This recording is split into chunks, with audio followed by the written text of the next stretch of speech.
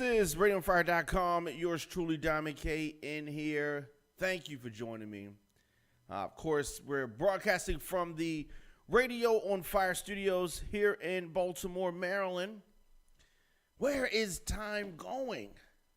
One day before Halloween. Goodness gracious.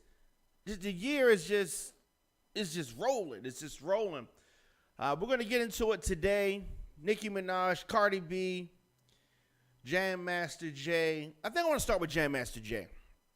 So, for those of you who don't know who the legendary DJ Jam Master Jay is, Jam Master Jay was the DJ, and when we talk about this time period, when you talk about the 80s, what the DJ was to a rap group, Jam Master Jay was even more than that.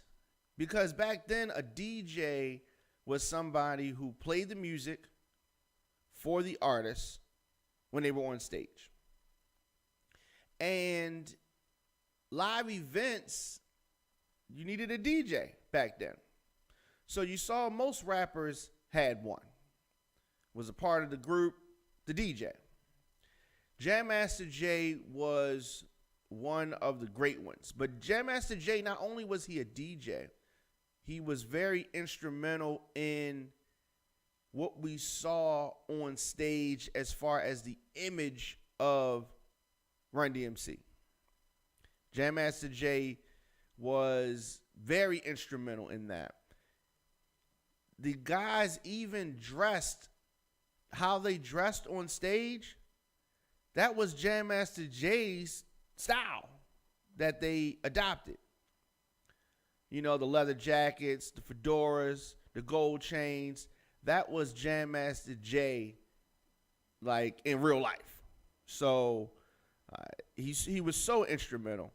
And I had the pleasure and privilege of seeing Run DMC perform live, and I've talked about this before, but seeing Run DMC perform live at Louie Louie's, downtown Baltimore. It's no longer there, but amazing show.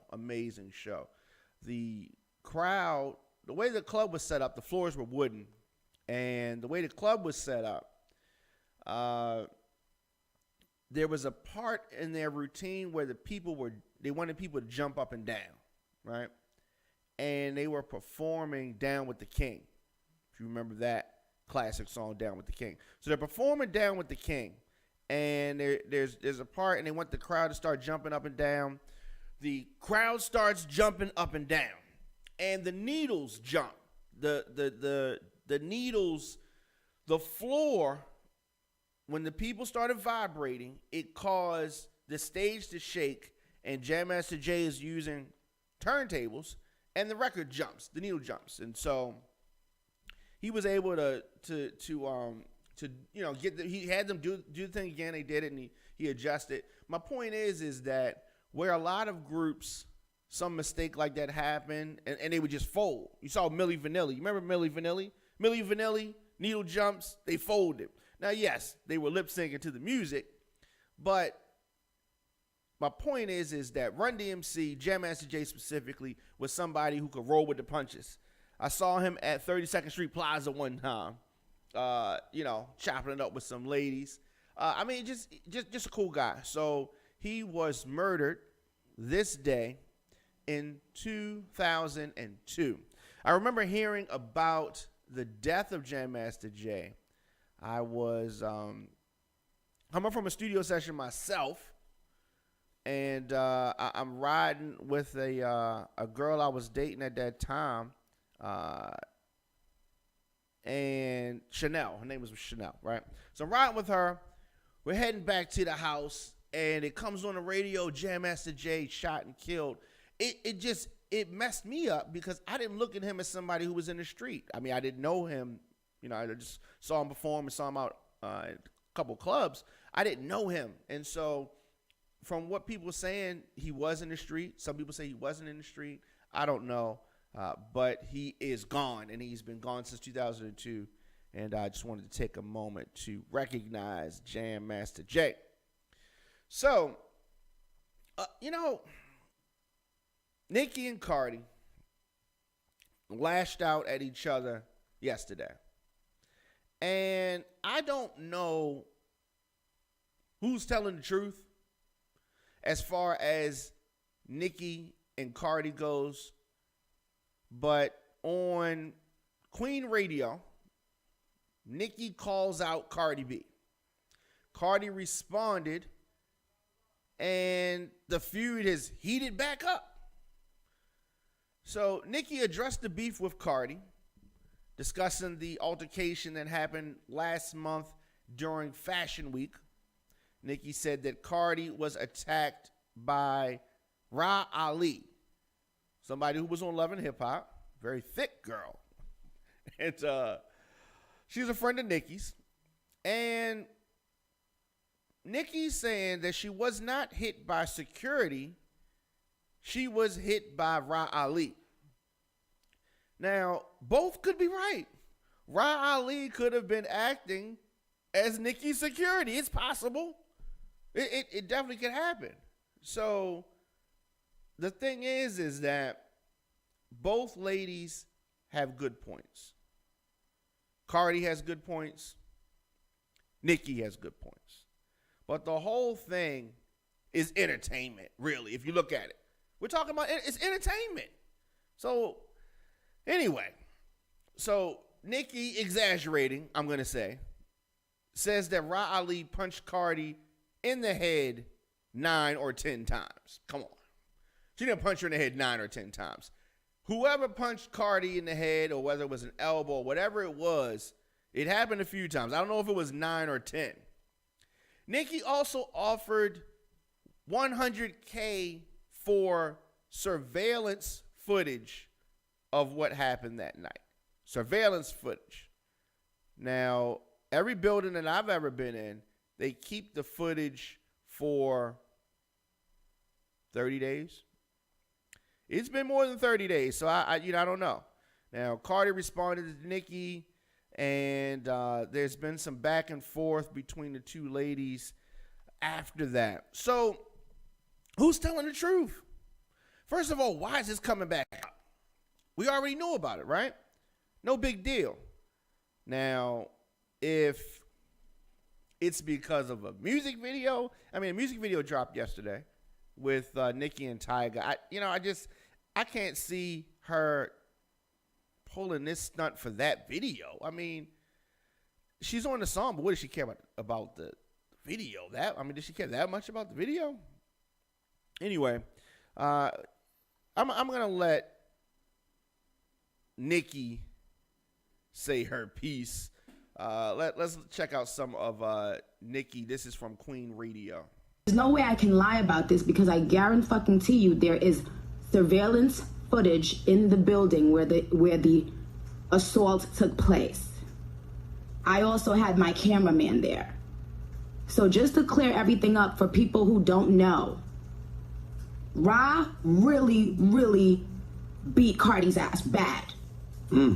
Like really bad. And I'm not trying to be messy. You went home and told people that security hit you. And we let that lie continue because of legal reasons. I told Ra, don't tell anyone you hit her because I don't want nobody trying to sue me. Because they're going to come to the person with money. Mm-hmm. Instead, you went home and told I guess you had to look like a gangster in front of your friends and your family and da-da-da. I get it. Ra beat you so bad that there's no way I can lie about this because I guarantee you there is surveillance footage in the... All right, so here's my thing, okay? She said, and I'm talking about Nicki. Nicki said that she let Cardi go forward with the lie that security hit her, and she did not want Ra Ali to say that she was the one who hit her because Nicki feared the potential of a lawsuit. Makes sense? Well, why are we doing it now then? technically couldn't the lawsuit come? I mean, even though the wounds have healed, maybe she felt that in the heat of the moment the lawsuit would come. Maybe she felt that now that the wounds have healed, that she wouldn't sue her. I don't know. Cardi doesn't strike me as the type to sue. She does not strike me as the type to sue. There could be surveillance footage. Now, Nicki said that she had a cameraman there. She didn't say that the cameraman captured anything. I think that's just to throw out there, there is some footage. The footage that we've seen, it doesn't really show the altercation. We see that there's a scuffle or something. We see it's some type of melee, but you can't really make out what's happening. One thing we do know is that Cardi threw a shoe. Not normal behavior, I would say, not normal behavior. But let's continue. This is Nicki from Queen Radio yesterday. I was mad at Ra. Ra, I'm talking about the punches was so hard in your head that I was mad at Ra. I'm like, yo, why'd you know what I'm saying? The fuck? But Ra didn't like her attitude, the way she came at me. But I told Ra, yo, she didn't put her hands on me, but Ra just was like, yo, I couldn't take that chance. It looked like she was about to put her hand on you. And but when I'm telling, anybody that knows me knows, I don't swear to God. I swear to God on my life. Ra held her head and punched her 8, 9, 10 times, and I could hear it. And it was like I'm talking about the hardest punches you've ever heard in your life. And then you go and you got your sister calling me a crackhead and saying I'm leaking numbers and saying shit about the way I'm the fact that you would even discuss my looks is insane. And he was mad at Ra. So there we find out, at least from Nicki Minaj's perspective, that she felt bad for Cardi because of the ass whipping that Ra Ali allegedly put on Nicki. Now, in a face-to-face fight, I would predict that Ra Ali would wash Cardi strictly off the size difference if she caught her. But Cardi looks like she's a little agile. Maybe Cardi could catch her from the back, flung the shoe. I don't know. But it seems to me, and here's the thing. This is not the first time that we heard the Ra Ali part. People were saying initially, if you remember, that Ra Ali was the one that put the pause on Cardi B. Then it turned out that it was security afterwards. Cardi B is the one who changed that narrative because the initial reports were that Ra Ali did it. Those were the initial reports. But what's interesting to me is that Cardi never said Ra Ali did not put hands on me. She just said Nicki didn't, which it's clear that Nicki was not the one that put the hands on her. We know that. And Cardi, after this clip came out, after Nicki went out and said this, Cardi did her response and her damage control to respond to what was said. And this is Cardi responding to Queen Radio. This is my thing, Nicki Minaj, right? How you saying that I got ragged by Ra Ali when there is so many footages of that night, every single angle, and where am I getting ragged at? Why would I be here sitting in line like, oh yeah, I did this, I did that, knowing that the next day there's gonna be so much footages of that same night? Footages? And second of all, how you say that I was the wild animal, that I attacked you, that you was mortified, that you was humiliated, playing the victim, but now you're the gangster. You need to pick a side. Do you want to be the victim or do you want to be the gangster? You lie so much you can't even keep up with your fucking lies. First you're saying that you got the footage, your cameraman got the footage, but now you're talking about you want to pay somebody $100,000 if they give you the footage. Yo, makes sense when you talking. So Cardi brought up some good points. I can't deny that she brought up some good points. The word footage is crazy. It is crazy, but the footages, what the fuck is she talking about? Here's the thing. She's saying that it wasn't footage of her getting her ass whipped. Okay, fine. She's saying, why would she lie when there was the potential of footage coming out? Why would Nicki lie if there was potential footage coming out?